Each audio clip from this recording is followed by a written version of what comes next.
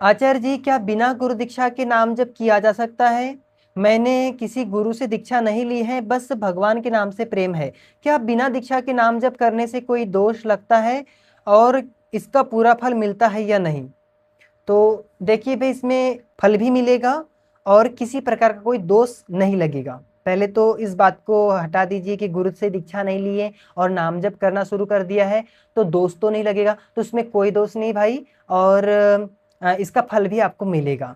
जैसे ये क्या है, हमारे शास्त्रों में भी बताया कि जैसे भगवान कपिल जी कह रहे हैं अपने शास्त्र चतुर्थ अध्याय सांख्य शास्त्र में कि पिशाचवत अन्यार्थोपदेशे अपि, कि आप जो है उपदेश उपदेश जो है मतलब किसी और को हो रहा है और आपने कोई दीक्षा नहीं ली, केवल आपने सुन मात्र लिया। अब आजकल जैसे यूट्यूब आदि पर सुन लेते हैं आप, नेट के माध्यम से जो सुन लेते हैं, तो उसमें भी वही फल आपको प्राप्त होगा। जैसे ये यही रहा है कि दूसरे को दिए जाते हुए उपदेश पर भी समीपस्थ श्रोता को भी उपदेश से विवेक हो जाता है। मतलब आपने उपदेश आपको नहीं हुआ, वो अपने शिष्यों को उपदेश कर रहे हैं, लेकिन आपको वो सूचना चाहे मोबाइल के माध्यम से आपने सुना, कहीं से भी सत्संग सुन लिया और आपने वही क्रियाएं शुरू कर दी।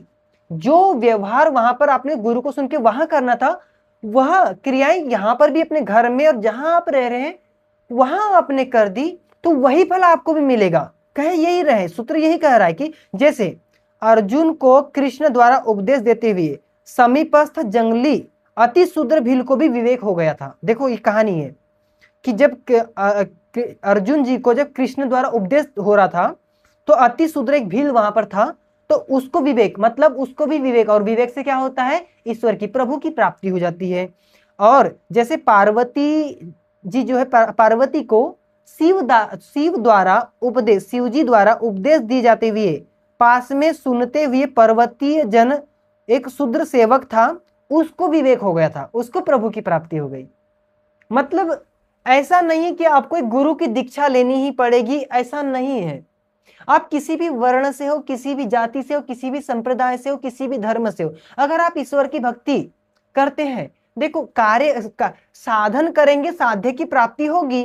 मतलब कहने की तात्पर्य है कि अगर आप क्रिया करेंगे तो फल मिलके ही रहेगा, चाहे आप यहां रह के करो, चाहे, देखो सीधी सी बात है, अगर आप घर में रह करके भी कोई व्यक्ति कुछ गलत चीज खाएगा तो उसकी बॉडी पर गलत प्रभाव पड़ेगा, चाहे वो अच्छी जगह में जाकर के भी गलत चीज खाएगा तो उस पर बॉडी पे गलत प्रभाव पड़ेगा। तो उसी तरीके से आप घर में रह के भी अच्छी चीजों का सेवन कर रहे हैं तो अच्छा प्रभाव, अच्छा चीजों का सेवन मतलब अच्छा सेवन, मतलब आप नाम का सेवन कर रहे हैं, प्रतिपल नाम जप, जप यज्ञ कर रहे हैं, जप यज्ञ, जपा यज्ञ कर रहे हैं आप, तो ऐसी कोई बात नहीं होगी। लेकिन इसमें एक बात आती है कि अगर आपको अच्छे से पद्धति नहीं पता है कि नाम जप किस तरीके से करे, तो एक क्या है, गुरु के सानिध्य में रहने पे क्या होता है, बोला ना कि इंद्रिय विजय कैसा हो, कि नित्यम विद्धोपसेविना, कि विद्धों के सानिध्य में रहे।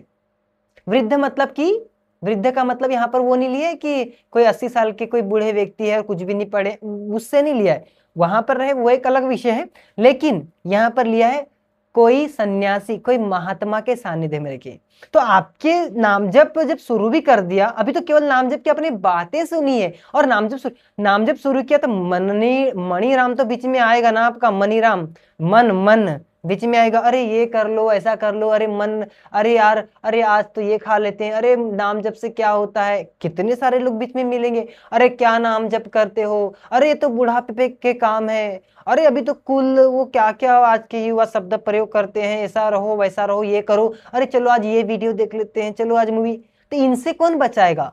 तो इससे भगवान रूप में आए हुए, मतलब भगवान जो गुरु रूप में आए हुए भगवान गुरुदेव आपके, जो ये बचाते हैं, इसके लिए गुरु सानिध्य वो बचाते हैं। मतलब गुरु क्या है ना, और नहीं तो फिर आप स एष पूर्वेशाम अपनी गुरु काले नानवच्छेदात, कि फिर परमात्मा को गुरु मान करके। लेकिन बिरला व्यक्ति वो होता है जो परमात्मा को गुरु मान करके चलता है, बिरला व्यक्ति, बिरले होते हैं।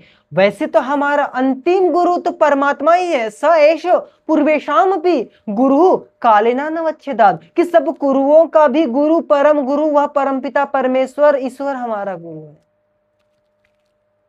है तो वास्तव में वही, और इन गुरुओं के बीच में जो बैठ करके जो वाणी निकल रही थी वो परमात्मा की है।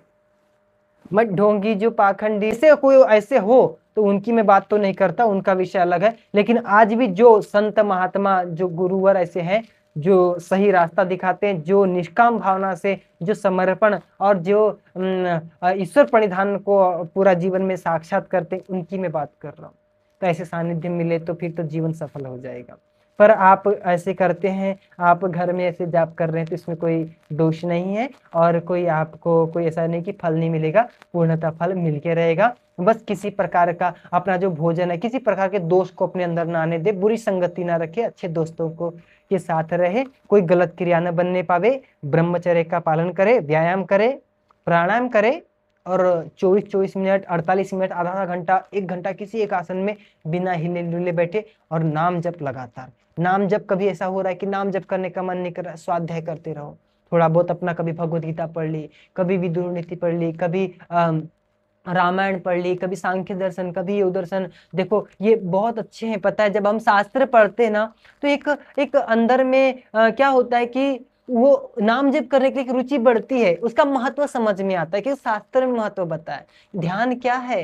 तत्र प्रत्यय एक तानता ध्यानम रागोपहते ध्यानम ध्यान निरुषय मन, कि ध्यान की परिभाषा बताई। समाधि क्या है हम जानेंगे उसको, कि वाचक क्या है, वाच्य क्या है, नाम क्या है, नामी क्या है, कैसा संबंध है, हम समझ पाएंगे। तो शास्त्रों का भी थोड़ा बहुत अपना आउट ऑफ द सिलेबस जा करके इसको भी थोड़ा आप पढ़े, शास्त्रों को भी अपने जीवन में उतारे तो बहुत अच्छा।